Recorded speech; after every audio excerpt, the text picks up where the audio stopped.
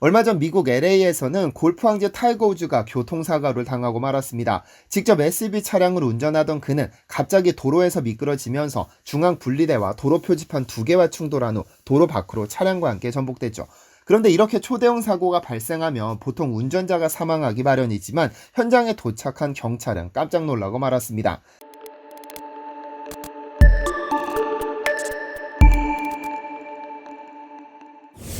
안녕하세요. 디스멘터리입니다. 지난 2월 23일 미국에서는 긴급 속보가 전해졌습니다. 골프 왕제 타이거 우즈가 LA에서 운전하다 중앙 분리대를 들이받으며 도로 아래로 전복되는 사고가 발생했다는 소식이었죠. 타이거 우즈는 아침 7시 15분경 직접 차량을 몰고 LA 근교를 달리다 내리막에서 반대편 차선으로 미끄러지기 시작했는데 중앙 분리대를 지나쳐 반대편의 도로 아래로 뒤집어지며 굴렀습니다. 다행히 다른 차량과의 충돌은 없었습니다. 인근을 지나던 한 주민은 이 사고를 직접 목격한 후 바로 경찰에 신고해 6분 만에 구조대가 도착했는데요. 그런데 현장에 도착한 구조대는 깜짝 놀랐습니다. 이렇게 차량이 도로 아래로 전복되는 사고는 보통 사망을 동반하는 경우가 많아 마음을 굳게 먹었는데 혹시 몰라 차량 내부를 살펴보니 에어백 사이로 운전자가 움직이고 있었던 것이죠. 바로 타이거 우즈가 의식을 되찾고 구조를 요청하고 있었습니다. 처음 현장에 도착한 카를로스 곤잘레스는 우즈는 자신의 힘으로 일어설 수는 없었으나 의식이 뚜렷하고 침착했다고 말했습니다. 그러나 우즈는 또렷한 정신과는 달리 오른쪽 정강이뼈와 종아리뼈 여러 곳이 산산조각이 나는 골절상을 입어 재빨리 응급병원으로 후송해 수술을 마쳤습니다. 그런데 수술이 이틀이 지난 25일 전문가들 사이에서는 불안한 소식이 전해지기 시작했습니다. 우즈를 치료한 의료센터는 우즈의 오른쪽 정강이뼈와 종아리뼈 여러 곳이 산산조각나 부러졌다며 정강이뼈에 철심을 꽂아 부상 부위를 안정시켰고 발과 발목뼈는 나사와 핀으로 고정했고 상처 부위에 붓기도 가라앉혔다고 말했습니다. 뉴욕타임즈는 25일 이를 근거로 전문의들의 의견을 기사로 게재했는데요. 매사추세츠주 메모리얼 메디컬 센터의 멜컴 스미스 박사는 일반적으로 운전자가 자동차가 통제 불능의 상황에 빠졌을 때 놀라서 브레이크를 미친 듯이 강하게 밟을 때 발생하는 부상이라면서 차량의 앞부분이 부서지면서 운전자의 오른쪽 다리와 발에 엄청난 압력이 전달되는데 이런 골절은 완전히 치유될 가능성이 70%에 불과하다고 말했습니다. 또한 부어오른 근육을 덮은 피부 조직이 지혈대처럼 혈류를 수축시켜 일부 근육세포가 괴사했을 가능성이 있는데 근육은 괴사하면 재생할 수 없다며 그의 회복 가능성을 낮게 점쳤습니다. 그런데 정작 가장 큰 문제는 발과 발목이라는 주장이 나왔습니다. 시애틀 하버뷰 메디컬 센터의 레자 피루자바디 박사는 큰 부상이기 때문에 제대로 움직이거나 근력을 회복하는데 3개월에서 1년 이상이 걸릴 수 있으며 정도에 따라서는 재활 후에도 제대로 걷지 못할 수도 있다면서 어쩌면 다시는 골프채를 잡지 못할 수도 있을지도 모른다며 골프 팬들을 낙담하게 만들었습니다. 그러나 타이거 우즈야 워낙에 세계적인 명성을 가진 선수이기 때문에 모든 언론의 관심을 받았지만 그와 더불어 또 관심을 끈 것이 있습니다. 바로 타이거 우즈가 운전하던 현대자동차의 제네시스 GV80 SUV 차량이었죠. 타이거 우즈는 현대자동차 후원으로 그 전주에 열린 PGA 제네시스 인비테이셔널 대회 주최자로 최근 LA에 머물러 왔고 LA에 머무는 동안 현대자동차로부터 GV80을 빌려서 타고 있었습니다. 그런데 교통사고를 조사한 보안관으로부터 의미심장한 이야기가 전해집니다. 바로 GV80 덕분에 우즈의 목숨을 건질 수 있었다는 것이었죠. 경찰은 타고 당시 우즈가 과속을 했다고 판단했습니다. 차량이 중앙분리대에 부딪히고 70m가량까지 밀려간 것은 분명 정상 속도보다 빠르게 달리고 있었음을 암시하며 스키드마크가 찍히지 않은 것으로 보아 속도를 줄이려는 노력도 없었다고 했습니다.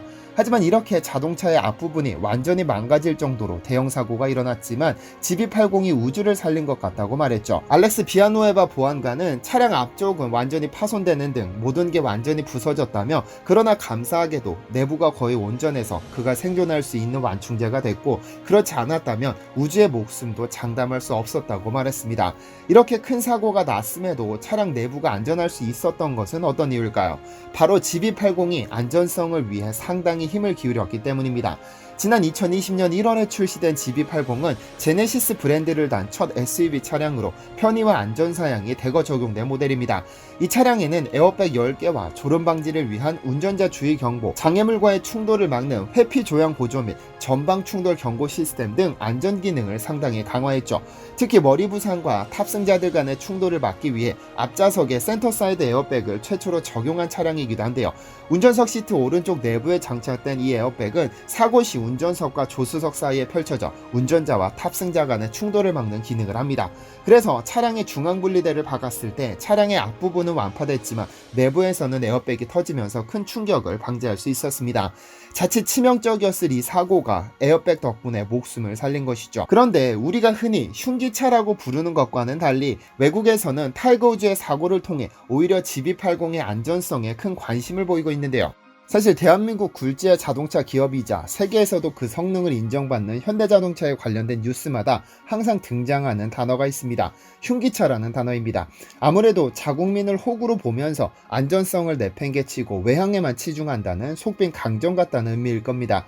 외국에서 실시한 안전성 테스트에서 높은 점수를 받으면 외국에 수출하는 자동차와 한국에서 판매하는 자동차는 엄연히 다르다고 비판하고, 한국에서 실시한 안전성 테스트에서 높은 점수를 받으면 한국에서 대기업이 돈만 내면 안 되는 것이 어디 있냐면서 연구소에 뒷돈을 건네주었을 것이라며 비판을 받습니다. 보통 이런 분들은 현미 거라면서 현대차는 믿고 거른다고 이야기하는데, 이런 인식은 기본적으로 현대차는 튼튼하지 않다는 생각을 바탕에 깔고 있습니다. 그래서 흉기를 든 것과 같이 위험하다고 생각하죠. 일부에서는 현대차 사느니 좀 더 투자해서 벤츠나 BMW 등 외제차를 타겠다는 분들도 있는데요. 그런데 사실 외제차라고 해서 무조건 안전하고 튼튼하다는 생각은 잘못됐습니다. 지난 2017년 우리는 소중한 배우 한 명을 교통사고로 잃었습니다. 안정된 연기력 그리고 친근한 동네형 이미지로 큰 사랑을 받던 배우 김주혁 씨가 서울 한복판에서 교통사고로 숨졌죠. 사고 당시 김주혁 씨는 2억 원이 넘는 벤츠 지바겐을 몰고 있었는데 앞서가던 현대 그랜저와 두 차례 충돌한 뒤 인도로 돌진하더니 화단까지 그대로 밀고 나갔습니다. 그리고는 근처 아파트 벽에 충돌한 뒤 정문으로 내려가는 계단으로 굴러 전복됐고, 김주혁 씨는 그 자리에서 사망하고 말았습니다.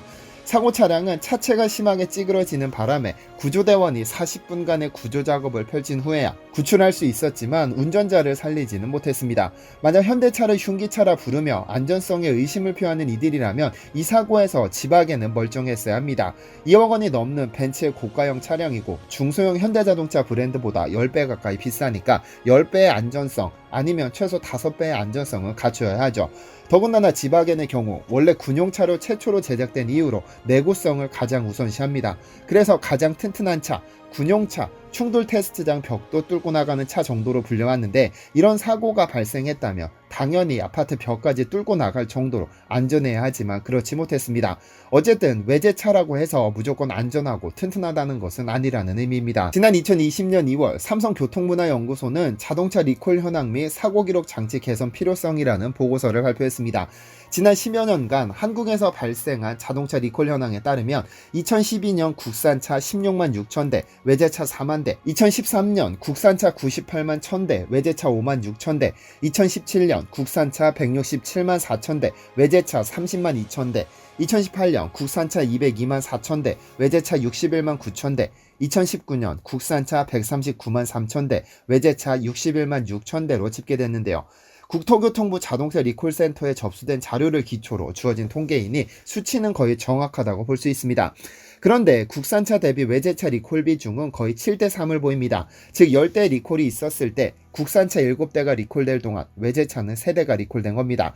수치로만 보자면 국산차가 2배 이상의 리콜을 기록해 문제점이 많은 것으로 보이죠. 과연 흉기차라 불릴만 하다고 생각이 들 수 있습니다. 그런데 우리나라 전체 운행 중인 차량의 비중을 살펴볼 필요가 있습니다.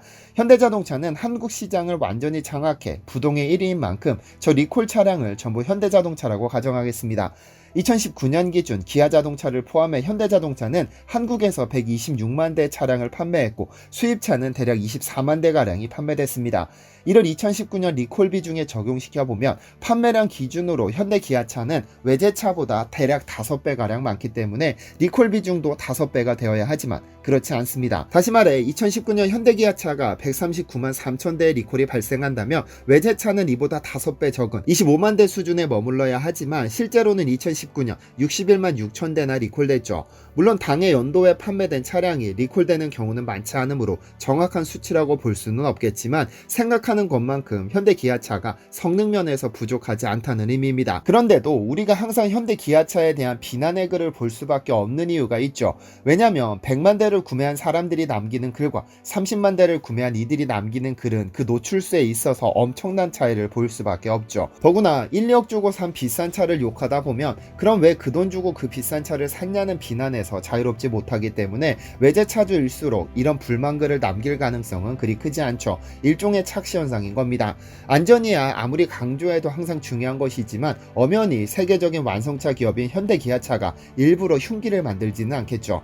지난 2020년 2월 세계에서 가장 큰 자동차 시장이라는 미국에서는 현대자동차에 대한 안전성 평가를 실시했습니다. 미국 고속도로 안전보험협회는 매년 미국에서 출시하는 모든 자동차를 대상으로 안전성 테스트를 진행하는데요. 1995년에 처음 실시된 이래 자동차 업계에서 가장 공신력 있는 평가로 인정됩니다. 이 테스트에서는 최고 등급에게 톱 세이프티 플러스, 그 다음에는 톱 세이프티 픽을 부여하는데요. 현대차는 수소차 넥소, G70, G80 등 3개 차종이 TSP 플러스를, 아반떼, 벨로스터, i30, 소나타 등이 TSP를 받았고 기아자동차 역시 6개 모델이 TSP를 획득하면서 글로벌 자동차 업체 중 가장 많은 모델을 순위권에 올렸습니다. 이번에 타이거 우즈가 찾던 GB80의 경우는 한국교통안전공단에서 종합평가를 거쳤는데 총 22개 항목에서 92.5점이라는 높은 점수를 받았습니다. 충돌 안정성 테스트에서는 정면 충돌 16점 만점에서 15.75점, 측면 충돌과 어린이 안전성, 첨단 에어백 장치 평가에서는 각각 16점과 8점, 0.5점의 만점을 획득해 상당한 안전성을 확보한 것으로 평가받았습니다. 어쨌든 타이거 우즈가 불의의 사고로 큰 부상을 입은 것은 슬픈 소식이지만 이 덕분에 현대자동차는 돈 한 푼 들이지 않고 전 세계인을 상대로 차량의 우수성을 홍보하게 됐습니다. 매년 슈퍼볼에 수십억씩 쏟아 부으면서 광고를 집행하는 것보다 어쩌면 이번이 더 큰 홍보 효과를 누리게 될지도 모르겠습니다. 시청해주셔서 감사합니다.